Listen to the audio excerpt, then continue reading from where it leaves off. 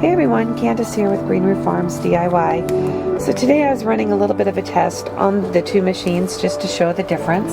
And you can see right here that the bottom fabric had a little bit more of an issue to it, where you can see those puncture marks right there from the needle, but on the other machine I was not seeing it.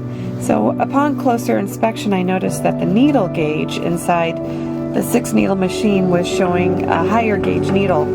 And so I went ahead and changed that out so I could get a much better stitch out on the second stitch out. So once I went ahead and did that, and switching to an 80-12 needle, it actually resolved a lot of the issues that I was seeing.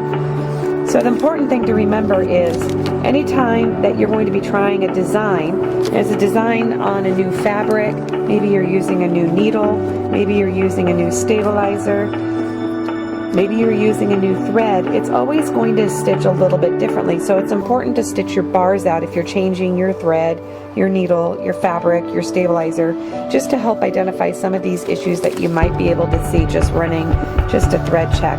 Now when you flip it over to the back side, what you're looking for is a good, healthy, line of color, and then your white bobbin thread in the middle.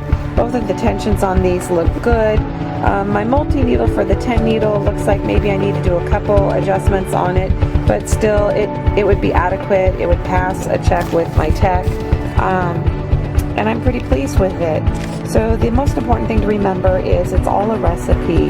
It's not just the design every single time, and I apologize, I'm getting ready to lose my voice right now. But we were running these checks because I was noticing the 6 needle machine was stitching a little funny, so I wanted to run it and compare it against my 10 needle. And this is just a good time to remind you guys that it's not always the design. You have a lot of things that you control when you're stitching your designs out. That's your thread, your needle, your fabric, your stabilizer, and there's a whole bunch of other things beyond the design that will affect that stitch out.